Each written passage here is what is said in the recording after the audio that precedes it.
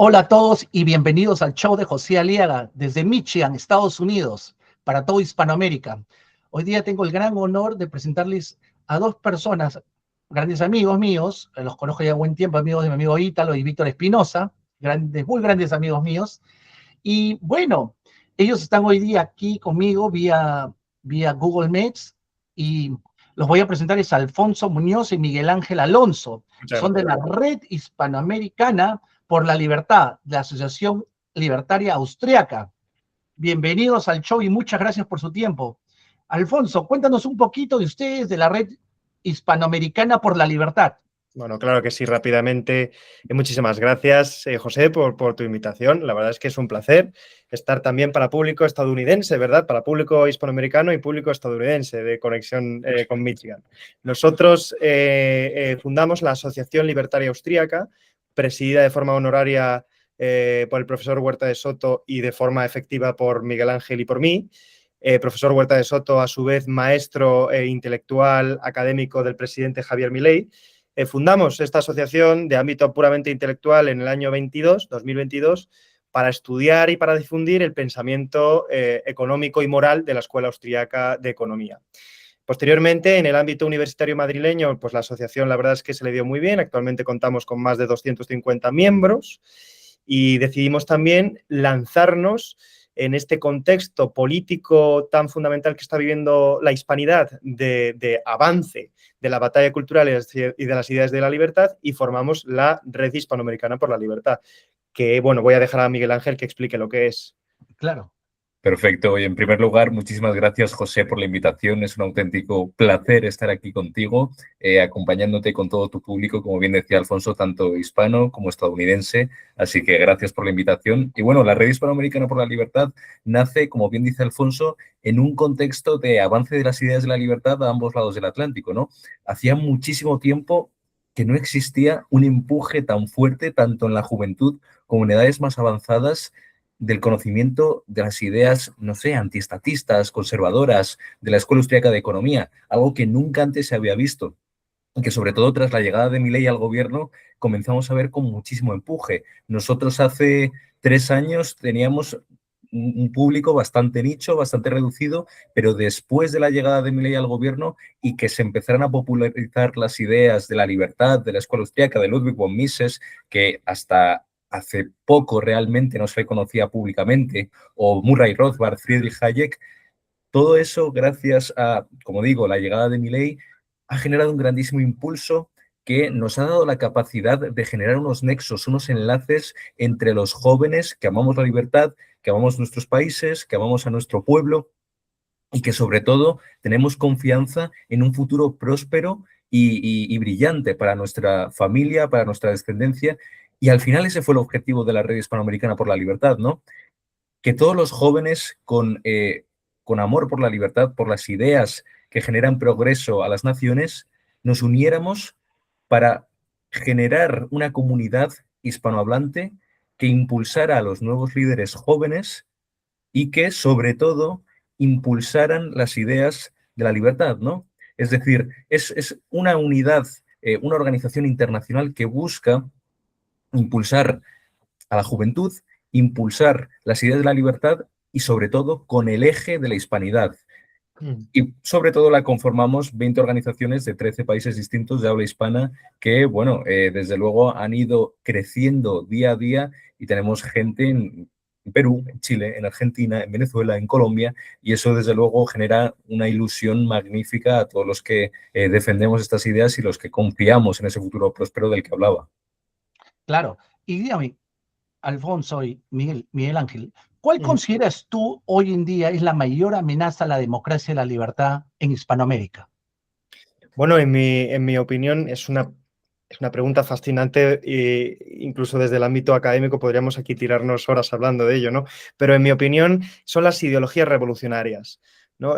Yo considero que en el marco político tanto europeo como occidental en general, hispanoamericano que vivimos, hay una determinada familia de ideas políticas, o mejor dicho, de ideologías políticas, que tienen en su seno la destrucción del contrario porque pretenden reconfigurar las sociedades de forma revolucionaria, es decir, eliminando el curso natural de las cosas, digamos el curso espontáneo, incluso el progreso y el cambio espontáneo de las cosas, sustituyéndolas por artificios, ¿no? Por ingeniería social. En ese sentido, la democracia como, digamos, consenso o como herramienta para garantizar una mayor libertad a las naciones, pues se ve amenazada, de hecho, por la versión más radical que puede haber de según qué identidad democrática, ¿no? Que sería la tiranía de la mayoría. Entonces, en ese sentido, Hispanoamérica enfrenta un enorme reto de este tipo de ideologías tan dañinas, en general para el hombre y la mujer del común. Yo comparto completamente la reflexión de Alfonso, lo único que, bueno, por añadir un término más, yo añadiría las formulaciones neomarxistas, sobre todo, que pues pretenden a través de esa dialéctica que establece, bueno, inicialmente Hegel y posteriormente adopta Marx, de división, ¿no?, de la sociedad en distintos grupúsculos enfrentados entre sí para generar ese enfrentamiento continuo y el debilitamiento, ¿no?, de unas sociedades que sin esa ingeniería social que bien mencionaba Alfonso, no estarían divididas y no estarían partiéndose la cara entre sí, por decirlo de una forma coloquial y rápida, ¿no? Claro, pero ¿creen ustedes que en Hispanoamérica, ¿no?, está viviendo quizás un avance del socialismo, el populismo autoritario, con el tema de ahora, bueno, Maduro ya salió, pero... Sí, por primera vez, si lo observamos, nos damos cuenta de que por primera vez en mucho tiempo se le ha puesto precisamente una barrera a eso. Ese conglomerado de ideas llevaba dominando Hispanoamérica y Miguel Ángel, que es mexicano, ahora supongo nos explicará cómo va México, también es mitad mexicano. Esa experiencia política llevaba rigiendo Hispanoamérica décadas y décadas. Y por primera vez en mucho tiempo ha habido determinados movimientos que han reaccionado, ¿no?, frente a esos movimientos tiránicos. Sin embargo, no nos podemos confiar. No podemos confiarnos de que porque haya habido un par de elecciones en Hispanoamérica donde la derecha o los movimientos antiestatistas o antirrevolucionarios hayan triunfado, no podemos considerar que eso vaya a ser así para siempre. De hecho, en Argentina, por ejemplo, parece que Javier Milei tiene asegurada su reelección presidencial y hay que tener mucho cuidado con este pensamiento porque es bastante posible de que si nos confiamos, estos movimientos puedan regresar en cualquier momento. El Perú, por ejemplo, es un caso muy exacto de lo que puede llegar a pasar a partir del 7 de junio, día en el que me parece que son las elecciones. Ahí tenemos dos opciones políticas y una de ellas es una opción política profundamente anticivilizatoria, revolucionaria, marxista y dispuesta a acabar con el orden social tal y como lo conocemos, que ya de por sí está muy dañado en el Perú. Entonces, el Perú en ese sentido se enfrenta a un dilema histórico y yo espero que los peruanos sepan escoger bien, evidentemente. Claro, lo de Perú es algo muy llamativo porque hacía un copia y pega de algo que ya se hizo en Venezuela, cómo afectaron las elecciones, ¿no? Por no decir robar una elección, ya que en los lugares de votación típicamente votan por derecha, no abrieron o abrieron muy tarde y muchos de los electores, que era verano y hacía mucho calor, y no abrían las mesas de votación de 8 a 10, 11 de la mañana, muchos se fueron y no votaron. Pero en los lugares donde votaba la izquierda, abrieron todo el día, que eran zonas rurales, que eran de peor acceso para que llegue ese material, llegaron a la hora exacta, abrieron a la hora exacta y no hubo ningún problema. Pero lugares de votación, inclusive en el extranjero, en Miami, donde votaban los votos por López Aliaga y entre otros, de derecha, no abrieron, hubieron muchos problemas. Y claro, se presta a malos entendimientos. Ellos no lo llaman fraude, le llaman fallas técnicas, pero qué casualidad que tenía que ver solamente en lugares donde vota el grupo llamado de derecha. Tienes toda la razón. Es una pena. Pero ¿qué les parece? ¿Cuál es la opinión de ustedes sobre lo que viene haciendo? ¿Qué opinan ustedes sobre lo que viene haciendo Marco Rubio con Cuba y Venezuela, con Irán? ¿Qué les parece eso, que era una alianza en contra de Estados Unidos y una alianza que era un peligro para la democracia y para muchos, bueno, del lado de nosotros, por este lado? ¿Cuál es su opinión de ustedes? ¿Qué opinan de los 3 soles y todo esto? Yo considero que es un rayo de esperanza, ¿no?, para la región. El fin del régimen cubano, que ha sido el epicentro de toda la ideología criminal comunista que se ha ido esparciendo por toda Hispanoamérica y que ha intentado incluso colonizar Estados Unidos a través de distintos partidos políticos, esencialmente el Partido Demócrata, como tenemos el caso de Bernie Sanders, que es un socialista declarado. Pero yo considero que la caída del régimen castrista puede ser un antes y un después para la historia de la humanidad, porque es el fin del grupo terrorista desde mi punto de vista, porque al fin y al cabo eran terroristas que dieron un golpe de Estado contra un gobierno establecido y que tomaron el poder a través de las armas, a través de la violencia, sin ningún tipo de tapujos, y que simplemente se han dedicado no a generar prosperidad para su pueblo o intentar avanzar en el bienestar de su nación. Tan solo se han dedicado a generar miseria, se han dedicado a empobrecer al resto de países y se han dedicado también a intentar controlar sus gobiernos y colonizar sus instituciones para poder alcanzar más poder. Al fin y al cabo, heredaron grandes elementos o elementos sustanciales de las políticas soviéticas y a través de distintos cuerpos y grupos de inteligencia intentaron sumergirse en todos los partidos socialistas, marxistas de la región para poder controlarlos y generar gobiernos satélites dentro de toda Hispanoamérica para poder someterlos bajo el yugo del socialismo. Y posteriormente, como sabemos, la creación del Foro de Sao Paulo, que llevaron a cabo también pues, los distintos grupos heredados por el marxismo castrista. Entonces, como decía, yo creo que el fin del régimen castrista en Cuba, impulsado esencialmente por Marco Rubio después de la caída de Nicolás Maduro, puede ser una bocanada de aire fresco para la región y sobre todo un inicio del fin de las ideas marxistas, espero, durante una larga temporada, al menos en toda Hispanoamérica. Claro, y mira, la gran diferencia que veo acá entre esta administración es que muchos presidentes hablaban y decían lo mismo que estamos hablando hoy día, que el castrismo era algo terrible, era una dictadura, estaba oprimiendo a mucha gente, quitaba sus libertades, no había democracia y todo, pero nadie hacía nada, hasta que llega Trump y pone mano dura, ¿no? Y está realmente haciendo algo que nadie esperaba, con un resultado que va a ser positivo, como tú lo dices, un antes y después para Cuba, para Venezuela, porque mucha gente se salía porque no quería vivir en un gobierno socialista, castrista o comunista, ¿no? Y quieren venir a un país capitalista como Miami, se iban, y lo dijo también Ayuso en un momento, ¿no? Lo dijo en un momento y es verdad, ¿y por qué? Si es tan bonito y tan bueno el socialismo, ¿por qué la gente se quiere escapar de esos lugares? ¿No? Alfonso, quería preguntarte, ¿qué reforma necesita Hispanoamérica para crecer económicamente y reducir la pobreza? Pues que la dejen en paz.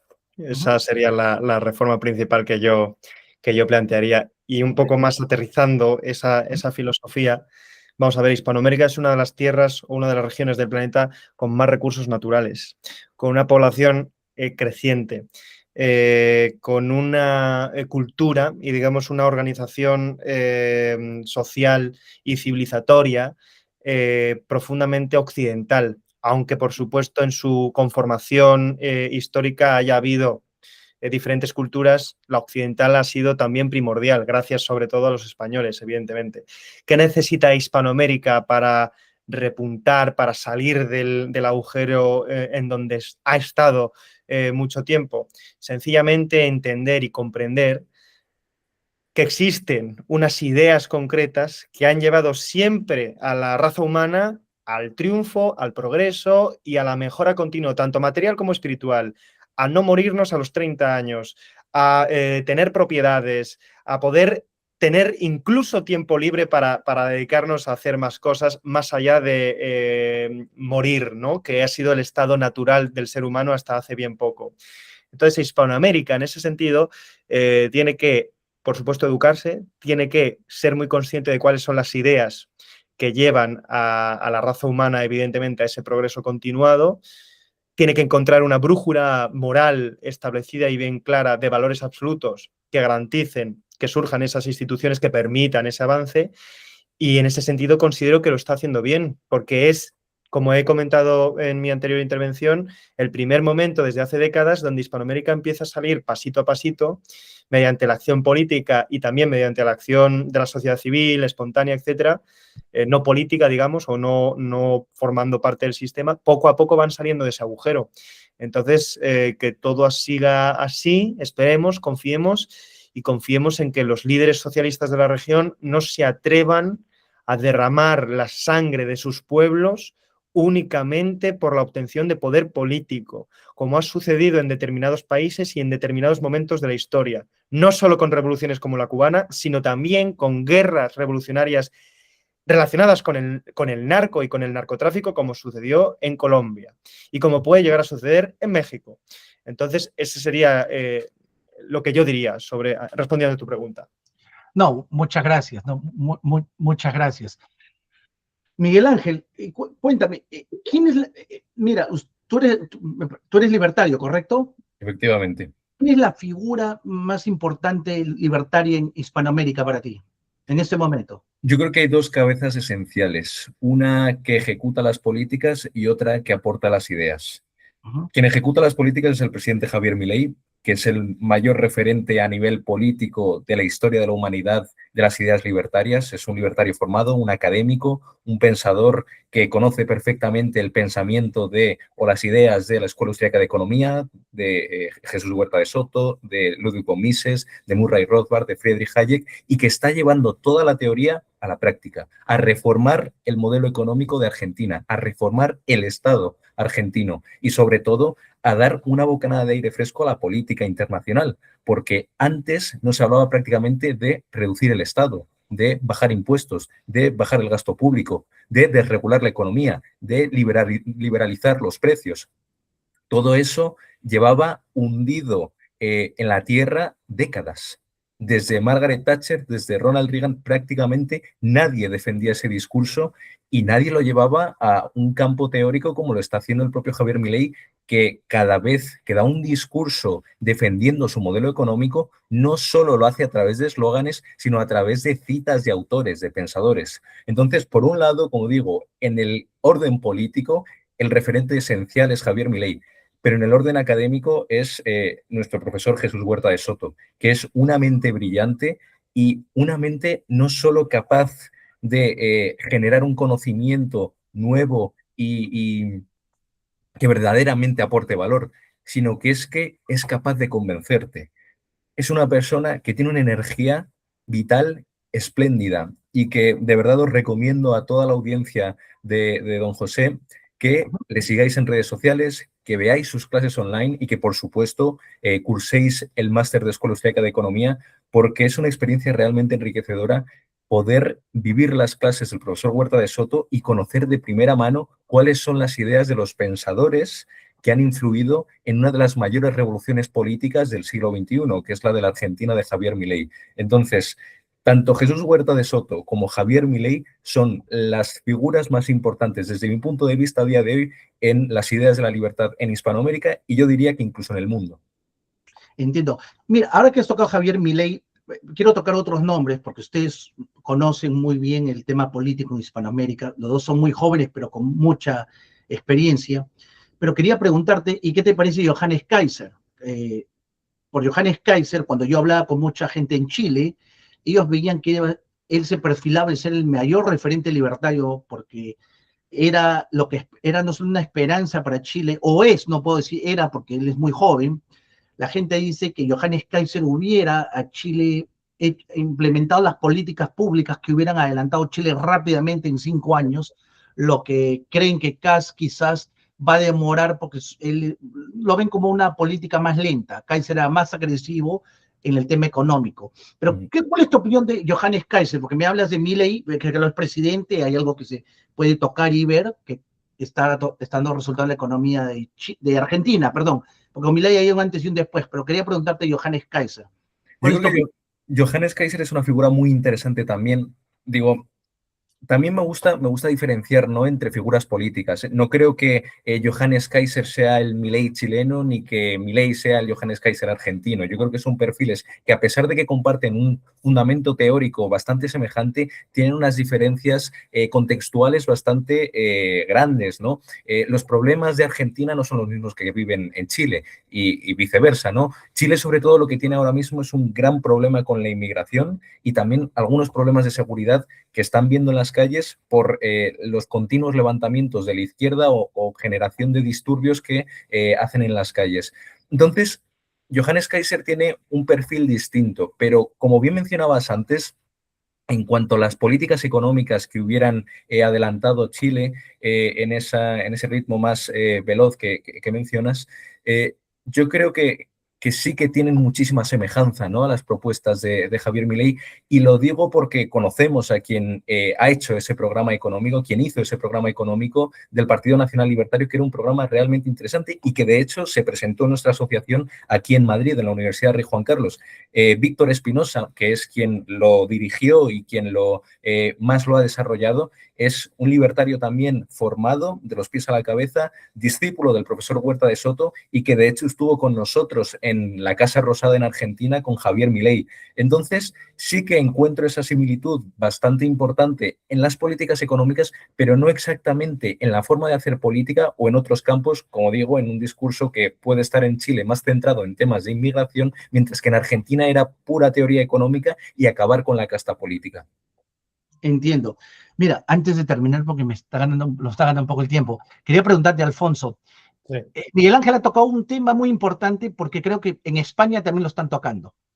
Ahí, yo estuve en España hace 5 meses, muy bonito, me encanta España, la madre patria para todos los hispanoamericanos, pero vi que pues también tienen problema de inmigración, tienen Sí. problemas con los ocupas, y cuando nosotros comenzamos a leer un poco la política y vemos escándalos como lo de Koldos, Ábalos, Pedro Sánchez, la señora Begoña, Tito Berni, entre otros, uno que queda sorprendido, porque esas son cosas que a veces en Hispanoamérica no lo vemos. Sí. Ya no lo de Tito Berni fue algo que la gente que prestó atención y vio dijo, ¿qué es eso, no? O sea, que plata el Estado para esos gastos ahí en las islas con muchachas, bueno, no quiero salirme de la lengua, pero Tito Berni es cargaloso, Ábalos, lo del peyote y todo eso. Esas cosas no se ven en Hispanoamérica, pero se ven en España, ¿no? Entonces, quería preguntarte, ¿cómo ves ahorita la política española? Porque esto de la inmigración, obviamente, nosotros creemos que Pedro Sánchez invita a todos sin filtro, a todo el mundo que venga ahí porque está tratando de buscar votos y le está agilizando la nacionalidad española para buscar votos. Algo que el Partido Demócrata quiere implementar acá, pero no ha podido hacerlo con mucha efectividad, pero Pedro Sánchez se ve que es más efectivo desde ese punto de vista de comprar votos de afuera. ¿Cuál es tu opinión sobre eso? ¿O crees que eso es algo que va a cambiar o no está pasando? Cuéntame un poco de eso. Mira, José, en mi opinión, España se está encaminando hacia su destrucción descontrolada y hacia su desaparición como, bueno, como Estado-nación, ¿no? Más bien como nación antes que como Estado.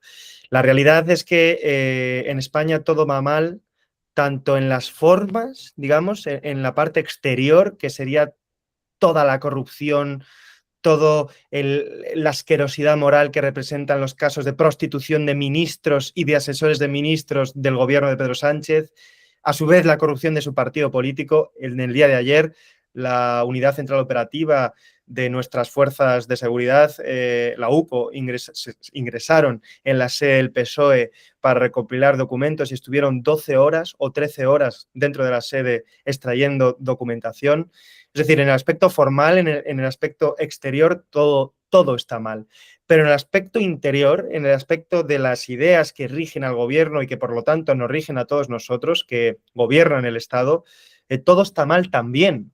Porque aunque podemos aceptar pulpo como animal de compañía, es decir, podemos aceptar que ciertos indicadores macroeconómicos no van del todo mal, al nivel micro, al nivel de la gente, los españoles nos estamos dando cuenta con cada vez más fuerza de que ya no somos lo que éramos antes. Una nación respetada, un país de referencia al que los hispanoamericanos podían mirar para reflejarse en ellos mismos, o donde en Europa se reflejaba como el gran gigante del sur de Europa que iba a conquistar verdaderamente la situación económica del continente.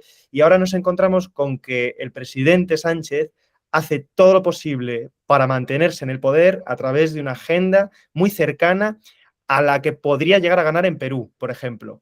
Y yo tengo que decir que recientemente, y ha pasado bastante desapercibido, en España se ha, digamos, introducido una ley llamada Ley de los Exiliados dentro de la gran ley de la memoria de reforma, o de la ley de memoria democrática, memoria histórica, que permite que los españoles exiliados durante el conflicto civil que tuvimos aquí en España en el año 39, del 36 al 39, puedan votar en las elecciones nacionales españolas sin ni siquiera residir aquí. Y son personas que viven y que ya han hecho su vida, especialmente en países hispanoamericanos, y que podrían acceder al voto en España, con lo cual podríamos encontrarnos con que ya no solamente a los inmigrantes en situación irregular que se les regulariza luego y que podrían, en según qué casos, acceder al derecho a voto, sino que con cosas como esta ley de los exiliados, gente que no ha tenido nada que ver con la realidad actual del país podrían llegar a votar en él y podrían conducirnos verdaderamente a resultados inciertos. Entonces, esta es la situación de España, que cada vez va más cuesta abajo. No importan los indicadores macroeconómicos si dentro de poco nos vamos a quedar sin una esencia a la que reconocer como España, y por lo tanto, como joven, pues yo en lo personal me siento muy preocupado, evidentemente, sí, pero para eso Miguel Ángel y yo trabajamos tanto dentro como fuera del país para que algún día, si Dios quiere, la situación cambie. Y cambie para que todos los españoles, claramente sin importar sus ideas políticas, puedan llegar a formar sus deseos y sus aspiraciones y sus ambiciones personales sin verse frustrados por un poder extranjero o por un poder tan extravagante como es el que ejerce el presidente Sánchez en la actualidad. Entiendo, no, lo has dicho bien claro, y creo que es un sentimiento también de mucha gente allá en España. Cuando estuve, es lamentable lo que viene sucediendo, los escándalos de corrupción y todo, y estas leyes que Pedro Sánchez nomás está creando, tratando de pasar para empotrarse y quedarse en el poder. Y una gestión muy mala, una administración demasiado mala, con varios escándalos tras escándalos y escándalos. No sé cómo ha podido sobrevivir tanto. No ha tenido la cara de renunciar, porque ya lo de él es escandaloso, ¿no?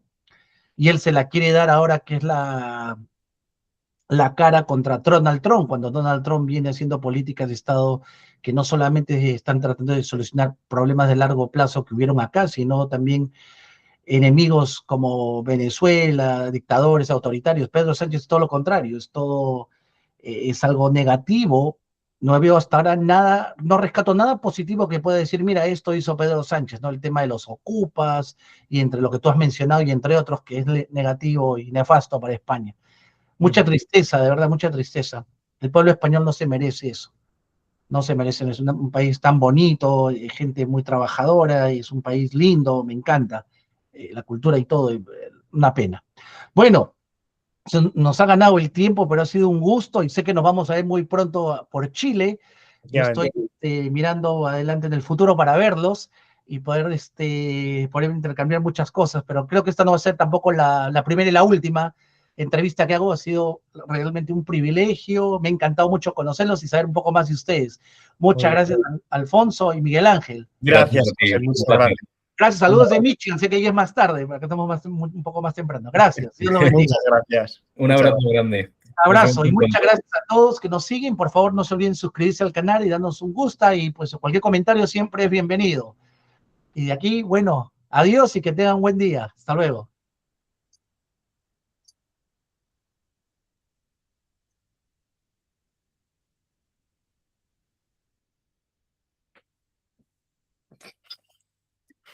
¿Qué? Pero se está grabando todavía. A ver, vamos a cortar.